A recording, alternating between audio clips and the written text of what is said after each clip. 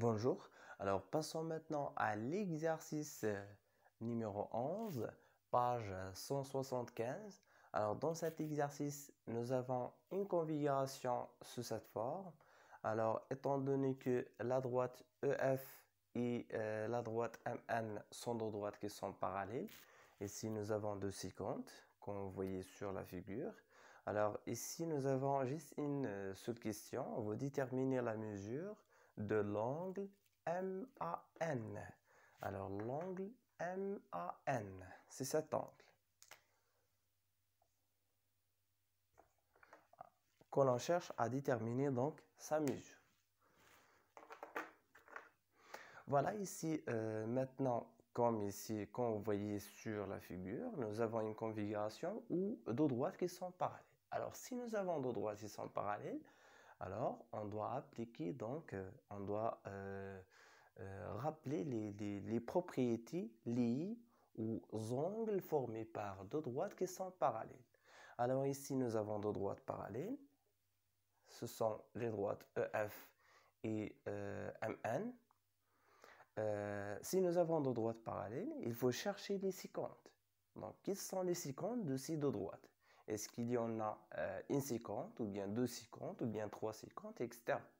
Voilà, c'est la question qu'il faut poser donc afin de travailler avec deux droites qui sont parallèles. Alors ici, nous avons deux droites qui sont parallèles et je cherche, est-ce qu'il y a des séquentes? Oui, il y a deux séquentes. La première séquente, c'est la séquente, c'est la droite FM, comme vous voyez sur la figure. Alors, si j'essayais de tracer donc de manière simple cette figure, en oubliant donc la séquente EM, vous allez trouver donc une configuration comme ça, avec la séquente, avec une sous-séquente, c'est la séquente FM. Pour simplifier, donc on va maintenant essayer d'étudier donc cette configuration. Comme vous voyez sur la figure, nous avons déjà elles ont marqué l'angle, la mesure de cet angle. Alors ici, elles ont marqué la mesure de cet angle, c'est 130. Alors pour déterminer la mesure de cet angle, il faut chercher donc soit en employer donc les propriétés des angles opposés par le sommet ou bien les angles dans un triangle externe. Donc il faut utiliser donc les données. Remarquez bien, ici on cherche à déterminer la mesure de cet angle. Or, elles ont mentionné la mesure des angles qui sont plus loin de cet angle. Remarquez bien la mesure de cet angle et la mesure de cet angle. Alors ici, pour travailler avec les angles formés par deux droites, j'essaie de travailler à la fois avec les angles alternes-internes et les angles correspondants. Alors ici, vous voyez sur la figure, sur cette figure, rappelez bien quels sont. Vous pouvez maintenant identifier les angles correspondants. Alors les angles correspondants, ce sont des angles qui se trouvent sur la même côté. Alors, ou bien sur le même côté. Alors ici nous avons la séquente. Vous voyez ici nous avons deux droites qui sont parallèles et une séquente. Alors les angles formés par la séquente qui se trouve dans le même endroit ont la même mesure. Alors ce sont deux angles qui sont correspondants. Encore de l'autre côté, il y en a deux. Donc ici nous avons deux angles. Toujours il faut chercher donc des angles qui se trouvent toujours. Il faut se positionner par rapport aux deux références. La première référence, c'est par rapport à la séquente et deuxième référence par rapport aux deux droites pour déterminer donc deux angles correspondants. Alors, par rapport à la séquente, les angles correspondants se trouvent dans le même côté. Et par rapport aux deux droites parallèles, ils se trouvent encore sur le même endroit. C'est-à-dire, s'ils se trouvent en dessous, il se trouve en dessous par rapport au dos droite. Donc, voilà, vous voyez bien, il se trouve en haut par rapport à sa droite. Encore, cet angle, il se trouve en haut par rapport à sa droite. Ici, il se trouve à gauche par rapport à la séquente. Cet angle aussi se trouve à gauche par rapport à la séquente. Toujours pour déterminer ou bien pour identifier les angles correspondants et les angles alternes internes, il faut donc se positionner par rapport aux deux droites parallèles et la séquence. Toujours, nous avons deux références pour identifier donc les angles correspondants et les angles alternes internes. Vous pouvez donc réviser la partie consacrée aux angles correspondants afin de bien identifier les angles correspondants sur cette situation. Oubliez cette séquence et travaillez dans un premier temps sur la séquence Fm et par la suite, donc retracez la figure et travaillez sur cette séquence afin de simplifier donc cette situation. Voilà, ici, on peut identifier maintenant des angles alternes internes et des angles encore correspondants. Alors, comme vous remarquez sur la figure, alors j'essaie donc de travailler cet angle. Remarquez bien, cet angle avec cet angle en la même mesure. Pourquoi? Parce qu'ils sont correspondants. Ce sont deux angles qui sont correspondants.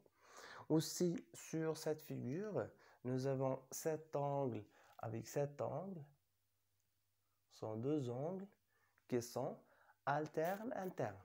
Remarquez bien, elles sont alternées par rapport à la séquente et à l'intérieur des deux droites. Toujours, on se positionne par rapport à la séquente et par rapport aux deux droites. Donc voilà, parce qu'ils sont à l'intérieur des deux droites, alors ils sont internes. Et parce qu'ils sont alternés par rapport à la séquente, l'un de ce côté et l'autre de l'autre côté, elles sont donc alternes, internes. Et s'ils sont alternes, internes formés par deux droites parallèles et séquentes, alors ils ont la même mesure. Voilà, ici encore, nous pouvons marquer maintenant que nous avons ici 130. Alors, c'est 130. Et ces deux angles, remarquez bien ici, par rapport aux deux droites, donc ils se trouvent en dessous, tous les deux en dessous. Et par rapport à la séquente, ils se trouvent à un endroit, c'est-à-dire ils se trouvent à gauche par rapport à la séquente. Voilà. S'ils se trouvent par rapport à un même endroit, elles sont correspondants. Aussi, ils se trouvent par rapport à un même endroit, en dessous, par rapport aux deux droites parallèles. Donc, elles sont correspondantes. Ici, nous avons deux angles qui sont correspondants formés par deux droites parallèles et séquentes. Alors, elles ont la même mesure. Je déduis que la mesure de cet petit angle est égale à la mesure de cet angle. Donc, on peut marquer maintenant la mesure de cet angle, c'est 75. Voilà. Et pour déterminer maintenant la mesure de cet angle, on peut travailler dans ce triangle AMN. Remarquez bien, nous avons déjà la mesure de cet angle. Et cet petit angle, on peut donc trouver la mesure de cet petit angle en utilisant juste la somme de deux angles qui sont supplémentaires. Remarquez bien, cet angle avec cet petit angle, ce sont deux angles qui sont supplémentaires. On peut trouver la mesure de cet angle. Et si on trouve la mesure de cet angle, on peut facilement déduire la mesure de cet angle connaissant la somme des angles dans un triangle est égale à 180 degrés. Voilà, j'essaie maintenant de réécrire tout ça en utilisant les propriétés. Il faut toujours mentionner la propriété que vous devez utiliser afin de dire ou bien afin de déterminer par exemple la mesure d'un angle. Si je dis que cet angle, la mesure de l'angle FMN est égale à 130, il faut mentionner pourquoi la mesure de cet angle c'est 130. Parce qu'ils sont alternes internes, mais formés par deux droites parallèles et inséquentes. Il faut mentionner donc que nous avons ici deux droites qui sont parallèles et inséquentes, et les deux angles sont alternes internes. Voilà, avant de dire que la mesure de cet angle c'est 130. Donc j'ai essayé de réécrire tout ça afin de déduire la mesure de cet angle. Alors, on a toujours, je commence par le parallélisme. On a EF parallèle à MN. Ça d'une part. Et donc, j'identifie que nous avons ici deux angles qui sont alternes internes. Donc, ici, nous avons deux droites qui sont parallèles. Et cet angle, avec cet angle, sont deux angles qui sont alternes internes. Donc, EF, nous avons deux droites qui sont parallèles et FM et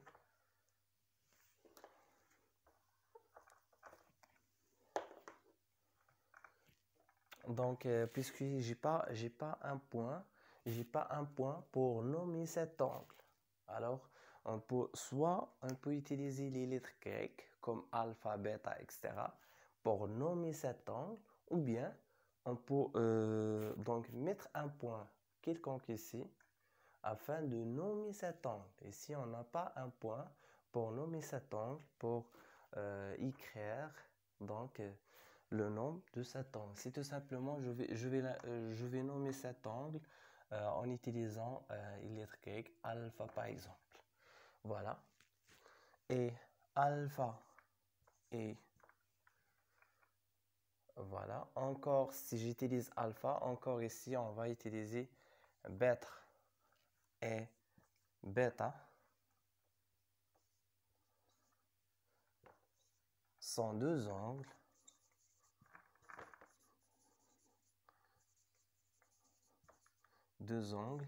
alternes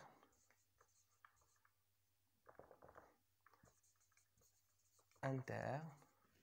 Alors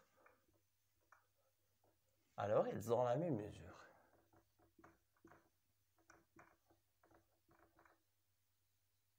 Elles ont la même mesure. Donc, on écrit FMN est égal à 130 degrés. Ça d'une part. D'autre part, j'utilise le fait que cet angle avec cet angle sont deux angles qui sont correspondants, formés encore par deux droites parallèles et inséquentes. Et donc encore, ici j'ai déjà mentionné que les deux droites sont parallèles. Donc ici nous avons, on a mentionné que ces deux angles sont alternes internes, donc formés par les deux droites parallèles. Voilà, encore, j'utilise donc cette condition afin de mentionner que ces deux angles sont correspondants. Alors, le nom de cet angle, c'est FEN ou bien FEA. C'est la même chose. Donc, FEN,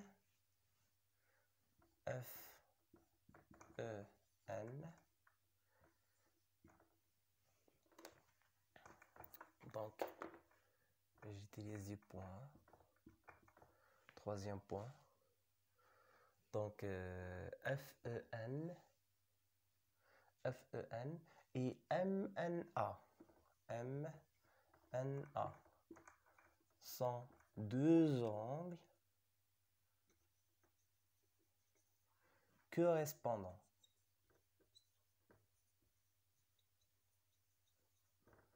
Alors, Je déduis donc la mesure de cet angle. Il faut tout simplement marquer la mesure de cet angle. Alors, MNA est égal à 75 degrés. Voilà maintenant la mesure de cet angle. Encore, il faut mentionner donc que les deux angles FMN et NMA sont deux angles qui sont supplémentaires. Alors leur mesure est égale à 180. La somme de leurs mesures est égale à 180. Encore ici.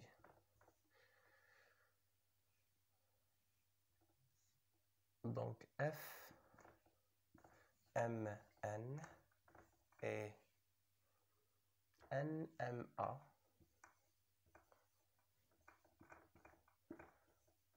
sont deux angles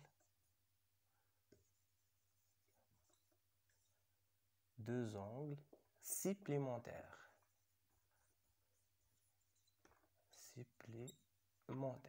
Il ne faut pas confondre les angles supplémentaires avec les angles complémentaires. Donc, supplémentaire.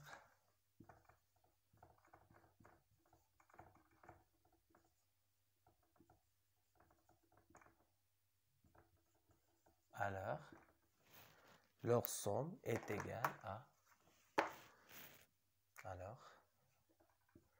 FMN plus NMA est égal à 180. D'où finalement on peut déduire donc la mesure de cet angle. Voilà, donc 130 plus quelque chose donne 180. C'est-à-dire il faut ajouter 50 pour avoir 180. Donc c'est tout simplement cet angle, la mesure de cet angle c'est 50. Alors cet angle c'est MNA. Alors NMA est égal à 180 moins la mesure de cet angle c'est juste FMN c'est 130 est égal tout simplement 50. Voilà la mesure de cet angle maintenant c'est 50. Voilà, on peut maintenant établir rapidement la mesure de cet angle en travaillant donc dans le triangle AMN. Alors, dans le triangle,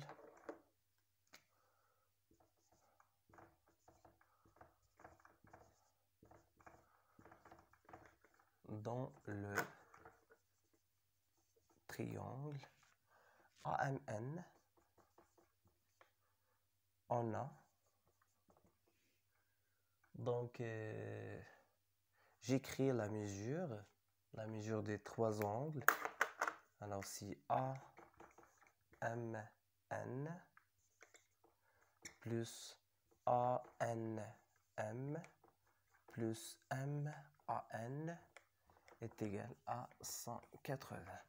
Voilà, maintenant je peux déduire facilement en quoi est égal cet angle, la mesure de cet angle MAN, c'est tout simplement 180 moins la mesure de cet angle c'est 50 et la mesure de cet angle c'est 75. 75 est égal. Donc si j'effectue le calcul, j'obtiens donc combien? Vous pouvez utiliser une calculatrice. Mais ici, nous avons donc, je pense c'est 105, n'est-ce pas? Ou bien,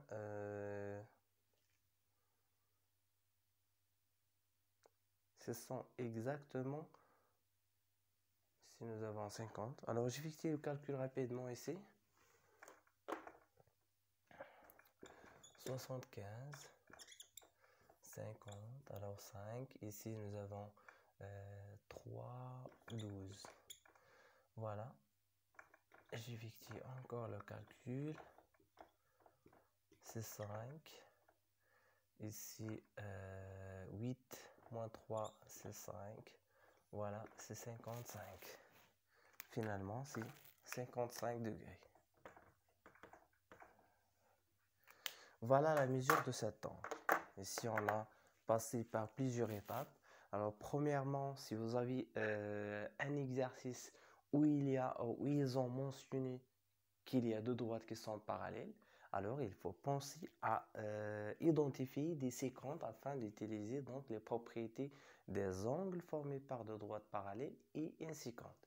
Alors on a identifié donc des angles correspondants et des angles alternataires et par la suite on a employé donc les propriétés des angles supplémentaires afin de déterminer la mesure de cet angle et finalement on a employé juste la mesure, la somme des mesures des angles dans un triangle est égale à 180 afin de déterminer la mesure de cet angle. Alors, vous pouvez encore, il y a quelqu'un qui va procéder autrement, c'est-à-dire qui va suivre un autre chemin afin de déterminer donc la mesure de cet angle, par exemple. Et il y a quelqu'un qui va travailler, par exemple, dans le triangle EFA. Donc, si on travaille dans le triangle EFA, remarquez bien, on sait que la mesure des angles, des trois angles, cet angle avec cet angle avec cet angle est égal à 180. Encore, il va employer donc la propriété des angles supplémentaires afin de trouver la mesure de cet petit angle. Et enfin, il va additionner donc ces deux angles avec cet angle afin de trouver 180. Et par la suite, il va déduire facilement à quoi est égal cet angle. Mais ici, j'ai suivi donc toutes ces étapes afin de vous montrer comment identifier les angles correspondants et les angles alternataires et comment travailler avec les angles alternataires et les angles correspondants. Voilà, j'espère que vous avez bien compris. Alors, juste avant de terminer donc, cette vidéo, donc, je vais faire un petit résumé. Donc, ici, المرحلة الأولى اللي عندي في هذه la situation, عندي واحد la figure où ils ont mentionné que ici nous avons deux droites qui sont parallèles. Alors, il attaque deux droites parallèles. أول حاجة كتفكر فيها هي واش عندي دي سيكونت. Donc, il a deux droites parallèles d'après le titre de la leçon. راه سميتو angle formé par deux droites parallèles et une séquente. Déjà, au moins, ils ont mentionné que nous avons deux droites qui sont parallèles. Alors, الحاجة اللي غادي نفكر فيها هي نمشي نقلب على واش عندي دي سيكونت. إلا عندي دي سيكونت فوالا يمكن ليا دابا نيدونتيفي واش عندي دي زونغل شنو هما انواع الزوايا اللي ممكن تشكل ليا بدو droites parallèles et séquentes. هما لي زونغل الترن انترن ولي زونغل كوريسبوندون. يعني خصني نقلب نعرف كيفاش ايدونتيفيهم. اول حاجه جيت ايدونتيفيت شنو هما لي زونغل الترن انترن وشنو هما لي زونغل كوريسبوندون. Premièrement, j'ai travaillé sur cette mesure. Il faut que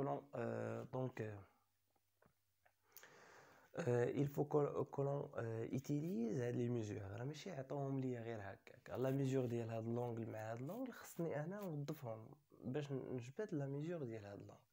Alors premièrement, بانت لي هاد لونغل هادي مع هادي elles sont alternes internes. علاش alterne interne؟ toujours باش كنيدونتيفي لونغل alterne interne كنمشي لجوج الحويجات بارابور دو دوات خاصهم يكونوا هذوك لي زونغل خاصهم يكونوا على الانتيريور يعني داخل هاد لي دو دوات باراليل و التر يعني الترني وحده من هاد الجهه والاخرى من الجهه الاخرى. دونك ها هي كاينه هذه من الجهه من هاد الجهه على اليسار وهذه كاينه على اليمين بارابور على سيكونت. هذه premièrement par rapport à la séquence. Deuxièmement, قلت بلي راه les deux angles elles sont à l'intérieur ديالاش ديال لي دو droites parallèles. دونك هادو من جوج الحويجات اللي كنفيريفي باش نعرف راه عندي deux angles alternes internes. Encore les angles correspondants سي لو كونترير ديال لي زونغل الترن انترن ما كيكونوش alternés par rapport à la séquente. انا راه كنخدم على هاد لا séquente هذا et ne sont pas alternés. Les deux se trouvent à gauche par rapport à la séquente ou les deux ils se trouvent en dessous يعني تحت من les deux droites parallèles. ما كاينينش داخل لي droites parallèles. كاين هاد لونغل هادي تحت هاد لا droite و انكور هاد لونغل كاينه تحت هاد لا droite. هادشي علاش سميناهم كوريسبوندون. هادو هما لاستوس اللي خصكم توظفوا باش ايدونتيفيو لي زونغل كوريسبوندون لي زونغل الترن انترن. ومن بعد كنطبق الخاصيه الا عندي دو زونغل الترن انترن فورمي بار دو droites parallèles séquentes راه يكون عندهم لا ميم ميزور. هادشي علاش قلت لا ميزور ديال هادي كتساوي هادي. encore il a deux angles correspondants formés par deux droites parallèles séquentes غيكون عندهم encore la même mesure. دونك هادشي علاش استنتج راه هادي فيها 75. ومن بعد وظفت الخاصيه ديال دو زونغل سيبليمونتير. الا عندي دو زونغل سيبليمونتير دونك متكاملتان راه كيساوي 180 درجه. واستنتجت لا ميزور ديال هادي. ومن بعد استعملت الخاصيه ديال تريونغل مجموع زوايا مثلث كتساوي 180 درجه وضفتها هنا. ومن بعد درت هاد لا فورميل وجبت لا